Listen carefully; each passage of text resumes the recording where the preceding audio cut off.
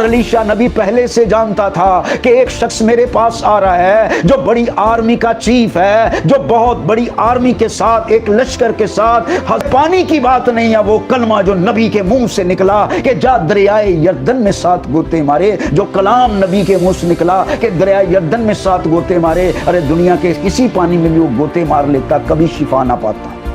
मसीह के नहायत कदूस जलाली और बाबरकत नाम में आप सबको सलाम।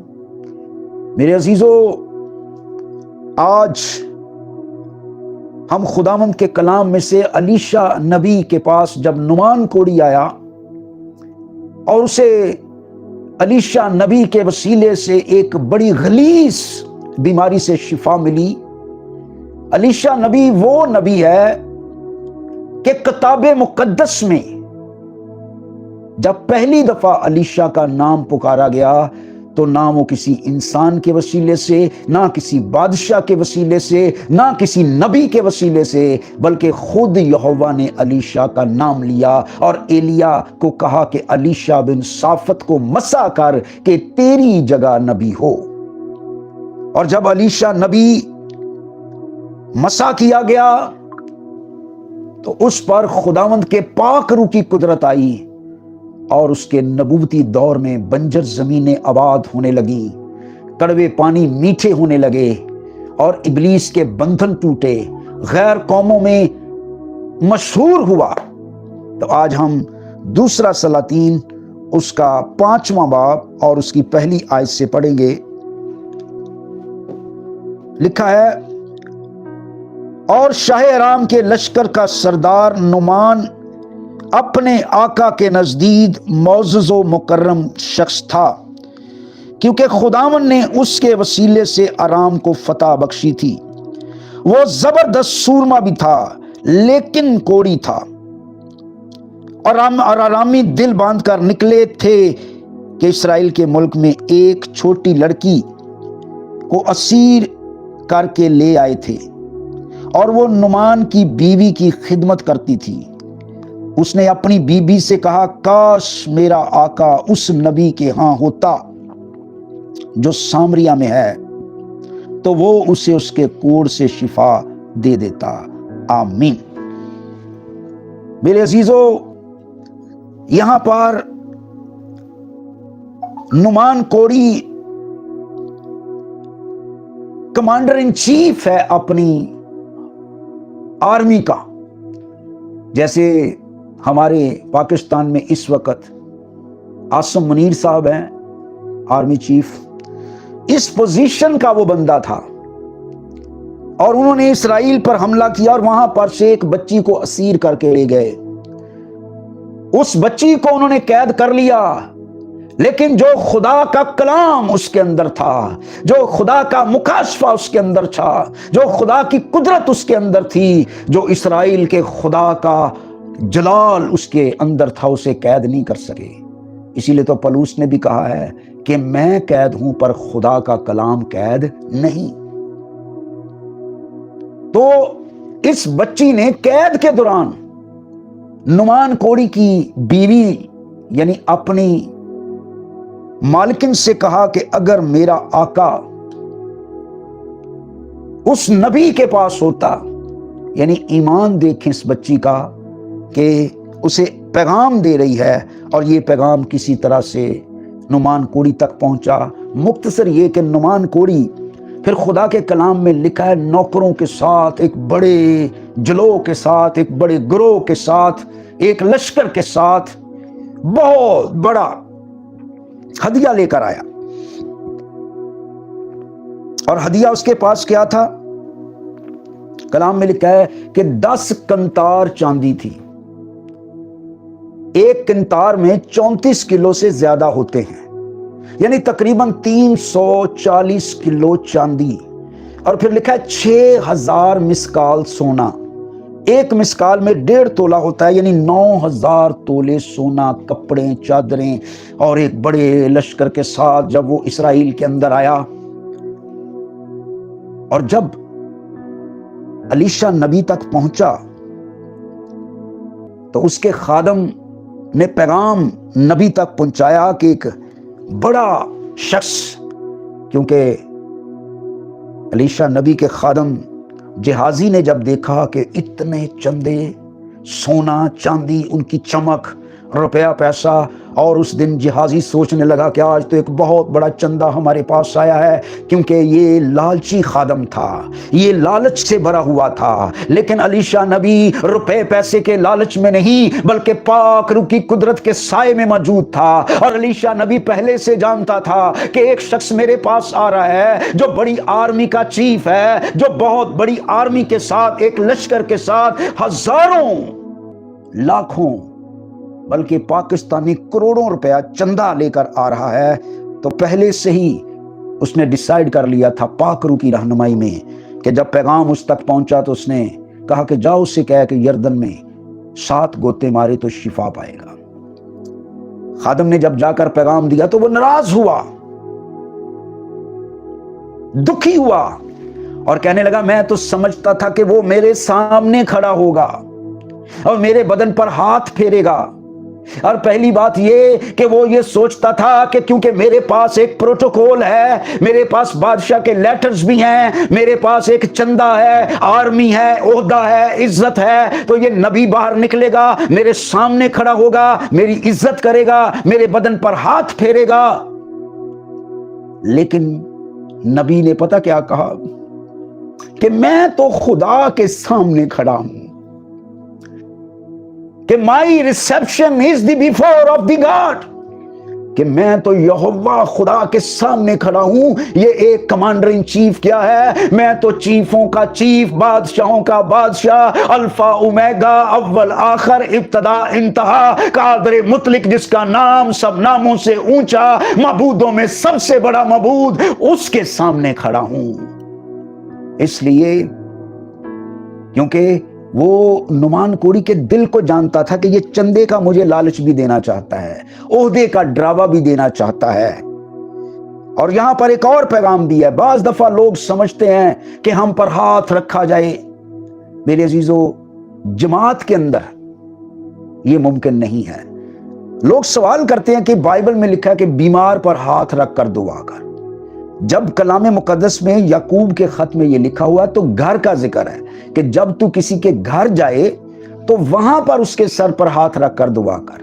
ایک گھر کے اندر 1 2 3 مریض ہو سکتے ہیں، لیکن ایک سینکڑوں کی جماعت میں ہاتھ رکھ کر دعا کرنا مشکل ہے۔ میرے عزیزو، ہاتھ رکھنے کا کوئی ایشو ہی نہیں ہے۔ شفا ہمارے ہاتھوں میں نہیں، شفا خادم کے لبوں میں نہیں، شفا آسمان سے آتی ہے، آسمانی قدرت سے آتی ہے، اور شفا اس نام کے اندر ہے جو خادم کے منہ سے نکلتا ہے، جس کے بارے میں لکھا ہے ہر ایک گھٹنا اس نام کے آگے جھکتا ہے، خواہ آسمانیوں کا ہو، خواہ زمینیوں کا ہو، خواہ وہ جو زمین کے نیچے ہیں۔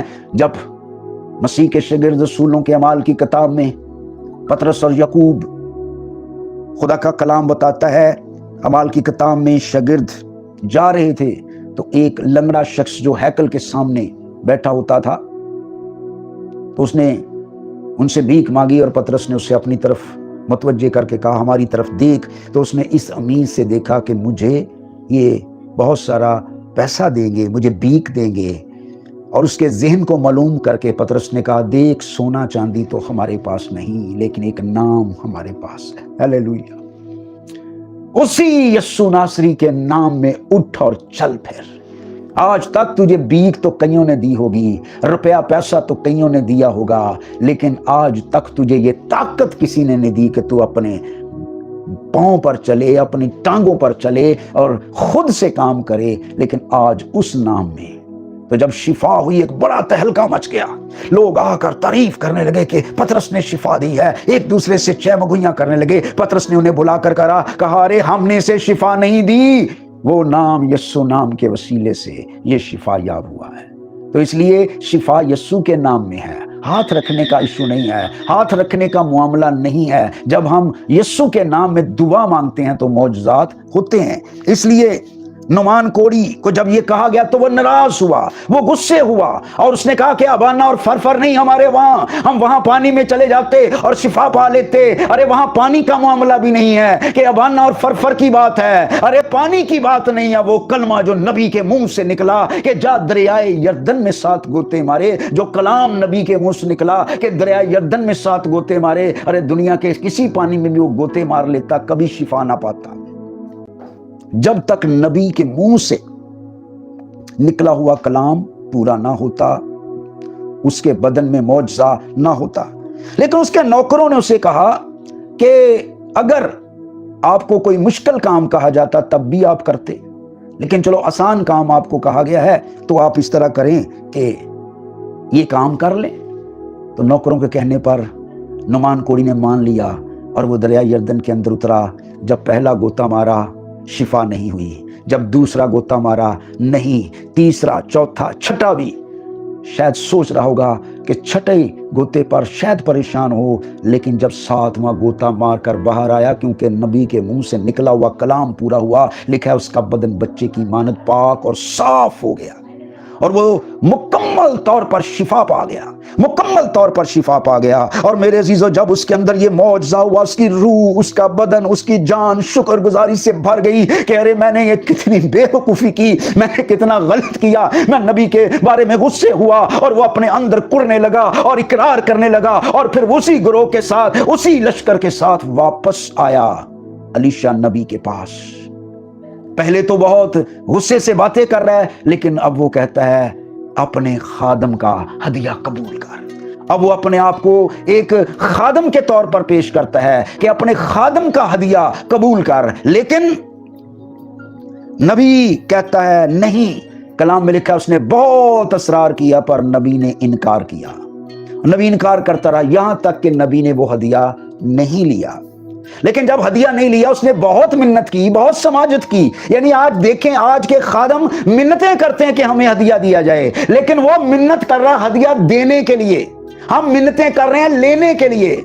अरे गोरों की मिन्नतें, इंटरनेट पर झूठी रिपोर्ट्स दे रहे हैं और झूठ बोल रहे हैं, और बाहर से पैसा किसी मकसद के लिए आ रहा है और अल्लाह किसी मकसद के लिए रहा है, और हम लालच के अंदर पड़े हुए हैं। काश हमारे अंदर अलीशा नबी की तरह ऐसी रूह आए कि हम चंदों की खिदमत ना करें, रुपए पैसे की खिदमत ना करें, बल्कि अपने खुदावंद की खिदमत देनतदारी से करें, अपने खुदावंद की खिदमत वफादारी से करें। रुपया पैसा कोई इश्यू नहीं है, क्योंकि खुदावंद कादर मुतलिक है।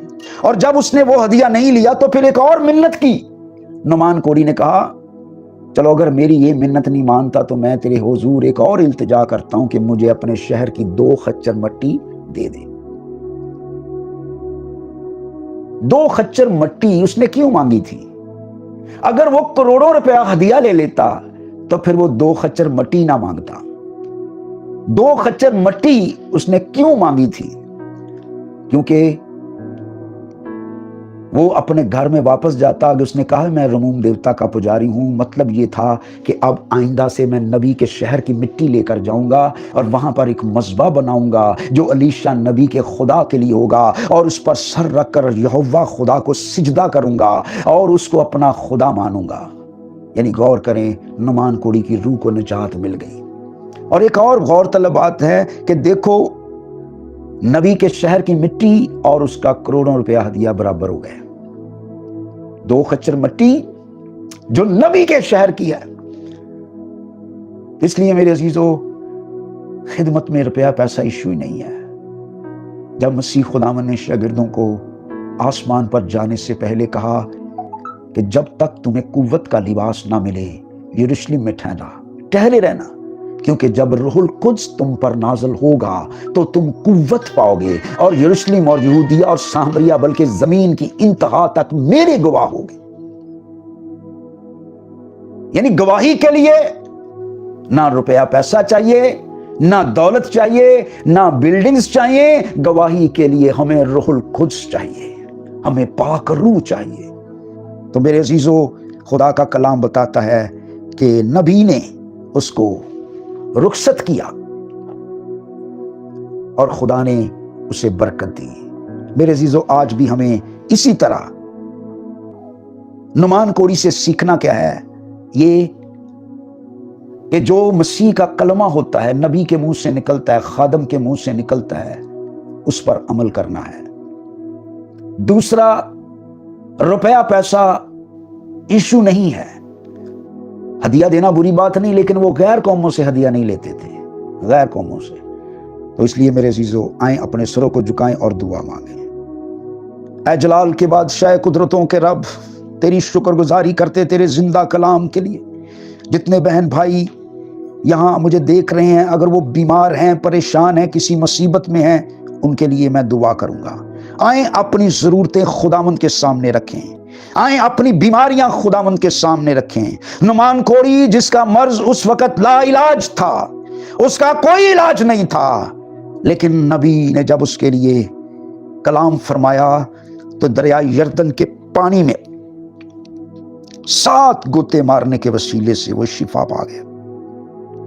وہاں یردن کا پانی تھا، نبی کے منہ سے نکلا ہوا کلام تھا، لیکن ہمارے پاس یسوع کا نام ہے، ہمارے پاس یسوع کا نام ہے، اور لکھا ہے وہ اپنا کلام نازل فرما کر شفا بخشتا ہے۔ ہر ایک بیماری، اگر آپ کو کینسر ہے، اگر آپ کو شوگر ہے، آپ کے گردے خراب ہیں، آپ کے معدے کی پرابلم، بلڈ پریشر کی بیماری، شوگر کی بیماری، آنکھوں کی بیماری، کانوں کی بیماریاں، اگر آپ پر قرض ہے، آپ کے اولاد نہیں ہے، آپ کی بیٹیاں ہیں لیکن آپ بیٹے کے لیے دعا چاہتے ہیں، آئیے اپنے آپ کو پیش کر دیجئے، آئیے اپنے سروں کو جھکائیں، اور اگر آپ کے سامنے کوئی جگہ ہے تو گھٹنے ٹیک کر دعا کرنا شروع کیجئے۔ ابھی خدا کے پاک روح کی قدرت آپ پر آئے گی، آپ پر یسوع کے لہو کی قدرت آئے گی۔ ہمارے پاس یسوع کا لہو موجود ہے، وہاں تو دریا یردن کا پانی تھا، ارے ہمارے پاس تو مسیح کا لہو ہے جو اس کے بدن سے جاری ہوا، جو اس کے بدن سے بہ نکلا، وہ آج بھی معجزات کرتا ہے۔ یسوع کے لہو میں شفا ہے، یسوع کے لہو میں معجزہ ہے۔ اے خداوند اپنے لہو کی قدرت کو لے، اور جتنے بہن بھائی بیمار ہیں، ہر ایک بیماری مسیح کے لہو کی قدرت سے بدنوں کو چھوڑ دے، ہر ایک بیماری۔ خداوند دنیا کے کسی حصے میں بھی میرے بہن بھائی مجھے دیکھ رہے ہیں اور وہ بیمار ہیں، خداوند ان کی بیماری سے شفا دے۔ ذہنی پریشانی، اگر آپ ڈپریشن میں ہیں، پریشان رہتے ہیں، آئیں مسیح کے پاس آ جائیں، کیونکہ اس نے کہا ہے بوجھ کے دبے اور تھکے ماندے لوگوں میرے پاس آؤ۔ آپ میں سے کچھ لوگ ایسے ہیں جو ذہنی پریشانی رکھتے ہیں، آئیں آپ کی ذہنی پریشانی یسوع دور کرنے کی قدرت رکھتا ہے۔ آئیں یسوع کے نام میں جھک جائیں، خداوند بدنوں کے اندر معجزہ ہو۔ تیری منت کرتا ہوں، مسیح کے نام میں یہ دعا مانگتے ہیں، آمین۔ مسیح میں خدا آپ سب کو برکت دے اس کلام کے وسیلے سے۔ اگر آپ کو اس کلام کے وسیلے سے برکت ملے تو ضرور آپ کمنٹس میں بتائیں، اور اس چینل کو سبسکرائب کریں، اور اگر آپ کو برکت ملے تو ضرور اسے دوسروں کے ساتھ شیئر کریں۔ خداوند آپ سب کو برکت دے، آمین۔